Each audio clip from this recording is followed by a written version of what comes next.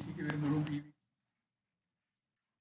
വരുമ്പോഴുമൊക്കെ പത്രക്കാരുമായിട്ട് കേരള ഹൗസിൻ്റെ ഇടനാഴിയിലും ചിലപ്പോൾ central committee ഓഫീസിൻ്റെ മുമ്പിലുമൊക്കെ പ്രതികരണങ്ങൾ എന്ന രീതിയിൽ സംസാരിക്കാറുണ്ടെങ്കിലും ഒരു പത്രസമ്മേളനം ആദ്യമായിട്ടാണ് ഇവിടെ ഇപ്പോൾ സംഘടിപ്പിച്ചിട്ടുള്ളത്. കേരളത്തിലെ പാർട്ടിയെയും സർക്കാരിൻ്റെയും തകർക്കുന്നതിനായി കഴിഞ്ഞ കുറേ കാലമായി വലതുപക്ഷ രാഷ്ട്രീയ ശക്തികളും അവർക്ക് അനുകൂലമായി എഴുതിക്കൊണ്ടിരിക്കുന്ന വാർത്താമാധ്യമങ്ങളും പ്രചരിപ്പിക്കുന്ന സംവിധാനങ്ങളും പ്രചരണം നടത്തി വരികയാണ്. അത് ഏറ്റുപിടിച്ച് അവരുടെ വക്കാലത്തുമായി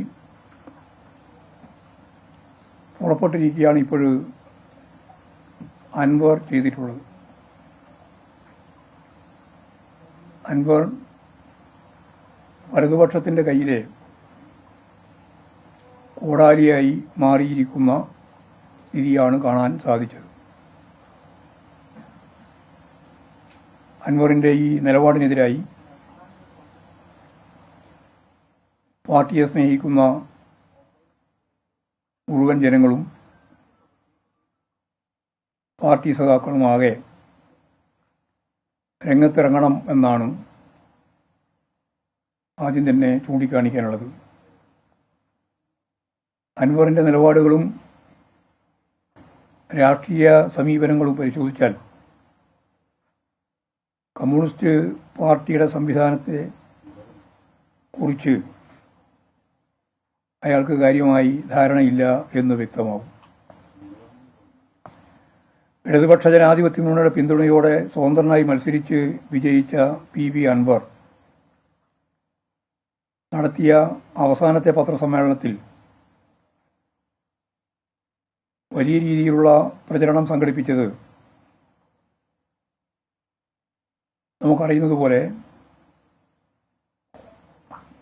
സ്വതന്ത്രനായി മത്സരിച്ച് ജയിച്ചതിന് ശേഷം അദ്ദേഹം ഏതെല്ലാം കാര്യങ്ങളാണോ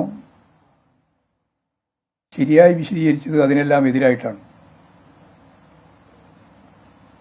അതാണ് കഴിഞ്ഞ സമ്മേളനത്തിലെ പത്രസമ്മേളനത്തിലെ ഏറ്റവും പ്രധാനപ്പെട്ട കാര്യം. അൻവർ പഴയകാല കോൺഗ്രസ് പ്രവർത്തന പാരമ്പര്യമുള്ളൊരു കുടുംബത്തിന്റെ അംഗമായിരുന്നു. കെ കരുണാകരൻ DIC രൂപീകരിച്ച സന്ദർഭത്തിലാണ്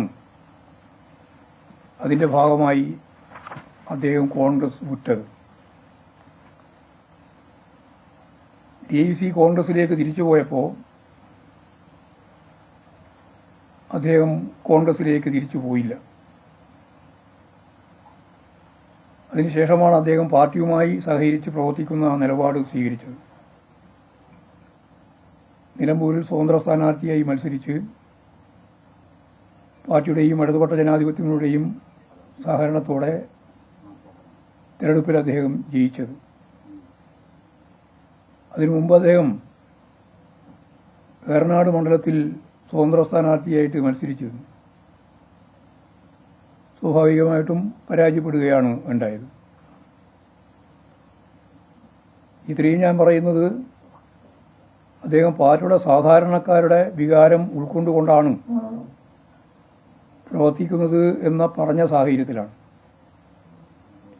അങ്ങനെ ഒരു സാഹചര്യം അദ്ദേഹത്തിനില്ല എന്നുള്ളതാണ് വസ്തുത.